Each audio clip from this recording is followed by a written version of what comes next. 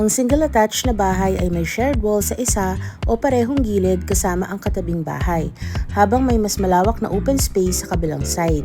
Madalas din may front at back space ito, kaya mas may extra room para sa accessibility at functionality. Hello dear future homeowners! Selena Nino here of Nicety Realty, and for today we will be discussing 4 benefits of buying a single attached home.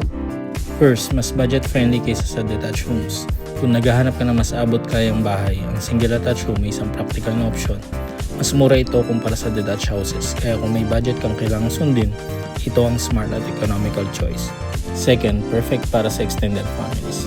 Dahil magkakadikit ang mga bahay, mas madali para sa pamilya na manirang malapit sa isa't isa habang may privacy pa rin. Third, mas pinapalakas ang sense of community. Dahil sa layout ng single attached homes, mas madali kang makikipag-bonding sa neighbors. Nakakabuo ito ng secure at close-knit na neighborhood. And last, lower maintenance costs. Mas tipid sa maintenance ang single attached homes kumpara sa detached houses. Dahil maliit o halos walang yard na kailangang alagaan, hindi mo na kailangang gumastos o maglaan ng oras para sa landscaping. We have extended the discount promo for our Unihomes till February 28. Tara, reserve na po tayo. And please don't forget to follow us on our social media accounts. Have a nice day today, dear future homeowners, and see you soon!